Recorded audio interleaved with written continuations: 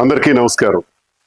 ఈ నెల 22వ తారీఖున వైఎస్ఆర్ కాంగ్రెస్ పార్టీ నన్ను సస్పెండ్ చేసినట్టు విడుదలైనటువంటి ఆ ప్రకటనకు ప్రతిస్పందిస్తూ నా అభిప్రాయం తెలియజేయాల్సినటువంటి అవసరం ఉంది కనుక ఈ వీడియో ద్వారా ప్రజలందరికీ కూడా తెలియజేస్తున్నాను. వైఎస్ఆర్ కాంగ్రెస్ పార్టీ గురించి మాట్లాడే ముందుగా జగన్మోహన్ రెడ్డి గారు నాకు ఈ స్థాయిని, ఈ గౌరవాన్ని, ఈ హోదాను ఇచ్చినటువంటి జగన్మోహన్ రెడ్డి గారికి నా ధన్యవాదాలు నేను తెలియజేస్తున్నాను. మరి ఈరోజు పార్టీ కోసం చాలా కష్టపడి పనిచేశాను, గొంతై మాట్లాడాను, గట్టిగా ప్రతిపక్షాల మీద విరుచుకుపడ్డాను.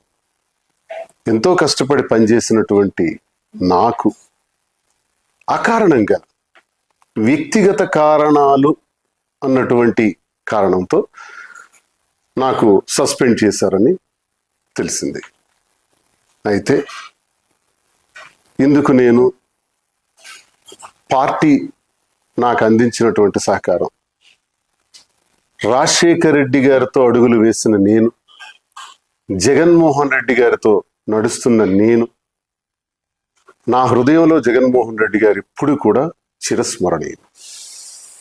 అయితే ఈ రాజకీయ క్రీడలో నేను బలయ్యానేమో అని నాకు అనిపిస్తుంది. అయితే నేటికి 25 సంవత్సరాలుగా ప్రజా జీవితంలో ఉన్నటువంటి నేను, ప్రజాసేవనే పరమావధిగా భావించిన నేను ఎప్పుడూ పార్టీకి ద్రోహం చేయలేదు, అవినీతి చేయలేదు, లంచాలు తీసుకోలేదు, అధికార దుర్వినియోగం చేయలేదు, భూ కబ్జాలు చేయలేదు. పార్టీ కోసం మాత్రమే అహర్నిశలు పనిచేశాను. ఈ జరిగినటువంటి పరిణామాన్ని నేను స్వీకరిస్తూ, సస్పెన్షన్ అంటే తాత్కాలిక విరామము. ఓకే, తాత్కాలిక విరామాన్ని ప్రకటించినప్పుడు నాకు ఒకటి గుర్తొస్తుంది. గురజాడ అప్పారావు గారు ఒక మాట చెప్పారు, విజయం కోసం విసుగుని వీడి విరామ మెరుగక పని చెయ్యండోయ్.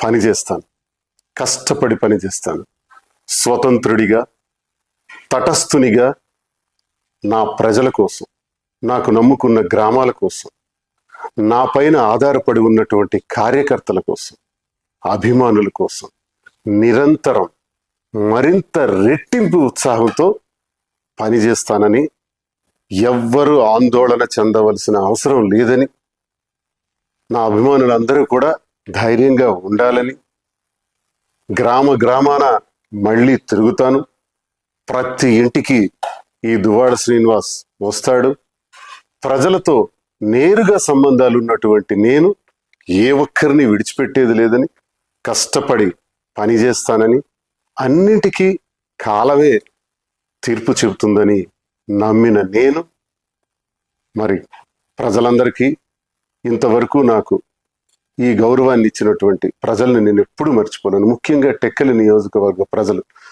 వారి పాదాలకు నా సాష్టాంగ ప్రణామాలు చేస్తూ, నా ఊపిరి ఉన్నంత వరకు మీ సేవలో నిమగ్నమై ఉంటానని, నా అవసరం ఎక్కడ ఉంటే అక్కడ నేను ప్రత్యక్షంగా ప్రతి ఒక్కరికి ఉపయోగపడేందుకు కృషి చేస్తానని తెలియజేస్తూ, మరి ఇంతవరకు అవకాశాన్ని ఇచ్చినటువంటి వైఎస్ఆర్ కాంగ్రెస్ పార్టీ అధినేత జగన్మోహన్ రెడ్డి గారికి నా హృదయపూర్వక నమస్కారాలు.